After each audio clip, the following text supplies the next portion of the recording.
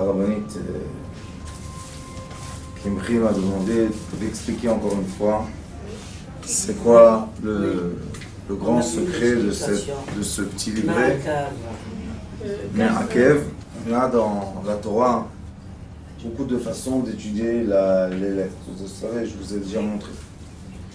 Et une des façons de comprendre quel est le secret qui est derrière certains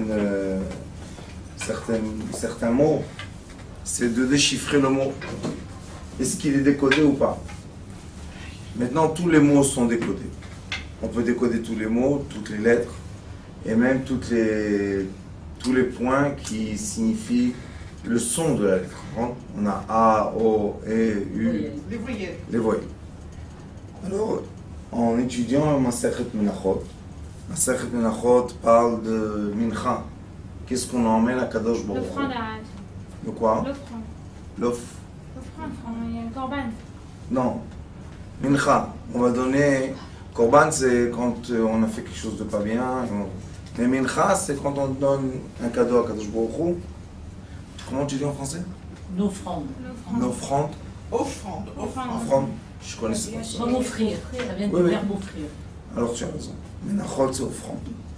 Et comment on donne à Kadosh Baruch Hu des cadeaux? Et là-bas, dans Masechet Menachot, je l'ai emmené ici. C'est pas moi, c'est un élève à moi qui a écrit. On a Perek Gimel et Dalet. Oui. Perek Gimel, Perek Dalet. Et dans ces deux prakim, j'ai fait attention qu'il y a beaucoup de fois la répétition du mot Me'akev en Me'akev. Me'akev en Me'akev. Me'akev en hébreu, ça veut dire que ça empêche. Il y a une barrière, il y a un obstacle. Et non Me'akev. Ça retarde, non? Retard. Bien sûr, Akava, Kol Akava Letova. Alors on a un Me'akev en Me'akev. Tout de suite après il y a l'explication ici en hébreu. Non. Et après ça, il y a Mishnayot, Menachot. Au début, vraiment. Au début. Ça commence comment? On a le début qui explique toute la prière. Et après ça, on tourne la page. On a un Mishnah. Et comme dans notre Torah, Baruch Hashem, magnifique, on n'a pas le droit de dire quelque chose si on n'a pas la base. Je ne peux pas vous dire, par exemple, venez, on fait une prière, et je vous dis, on va dire ah là là là, oh, et ça va marcher. Pourquoi tu dis ça?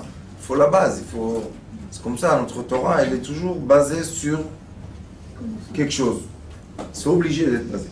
Alors là, on voit qu'il y a vraiment le mot Me'akev qui se répète, et après le mot Eno Me'akev. Et comme j'étais en cours, tous les jeudis, je fais un cours avec une Seuda. Il y a sur YouTube, on voit les cours en hébreu. Et je finis un cèdre de Mishnayot. Et Menachot, c'est une partie des Mishnayot. Et je leur dis que dans le Menachot, Kadosh Baruch Hu ouvre les yeux, et on voit qu'il y a, si vous regardez en arrière, le mot Me'akev, c'est très intéressant. C'est Mem Ain, Kaf et Bet. Alors on a Mem et Bet, c'est Mem Bet. Ain et Bet, Ain Bet. Kaf et Bet, c'est Kaf Bet. Shalom, shalom. Alors en effet, on a 42, 72, 22. Ceux qui ne savent pas quelle est la signification de ces lettres, bon, continue.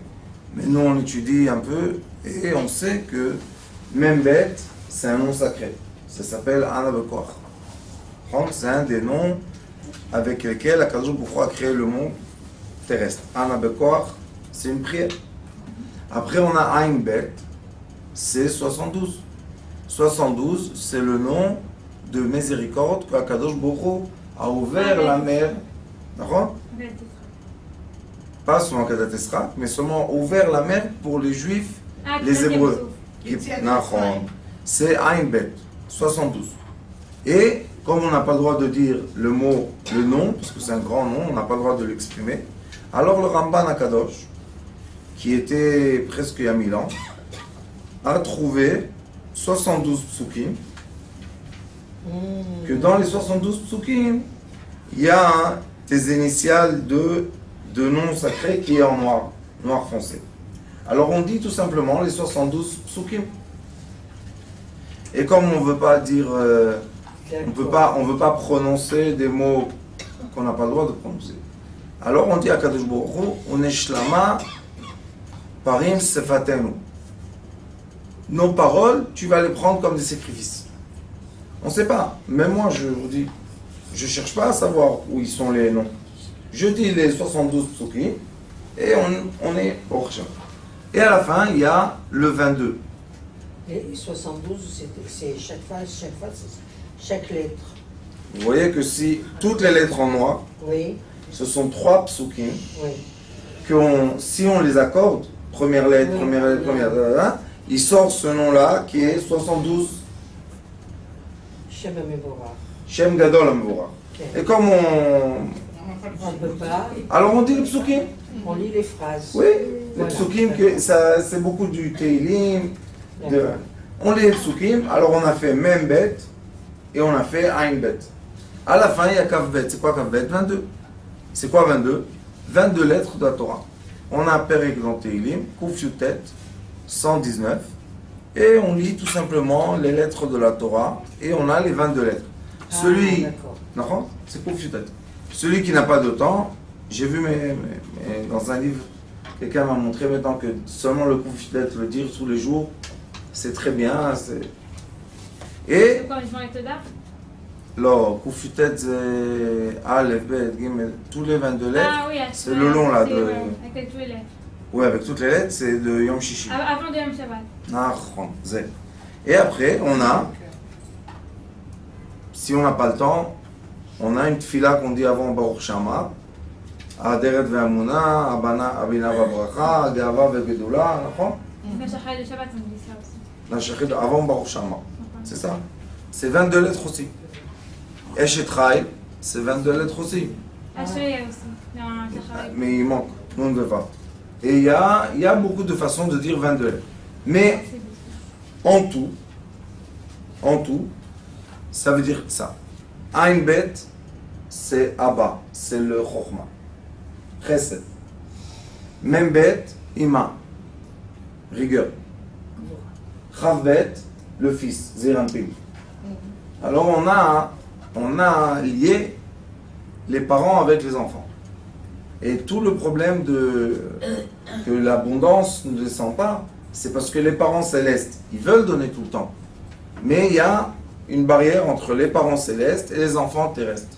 Comme dans notre vie de tous les jours, si les parents, ils ont par exemple acheté un cadeau à un enfant, ou voulaient lui donner de l'argent, et l'enfant vient à la maison et, je sais pas, leur casse la télé. Ils vont lui donner le cadeau ou pas? Non. Oui, Non. les parents, ils donnent. Non. Ils veulent Non. donner. Ils ont le cadeau. S'ils ont mal Tout fait, est là. ils peuvent pas. Mais l'enfant, qu'est-ce qu'il a fait? Il a cassé le lien. Il a refusé. S'il a cassé le lien, comment on va donner? On veut donner, mais on ne peut pas donner. Pourquoi? On ne donne pas quand tu fais des bêtises. Moi, mes enfants, ils disent comme ça chez moi.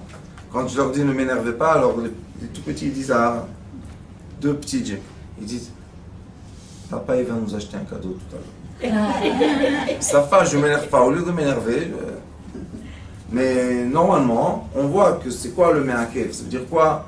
Qu'il y a une barrière.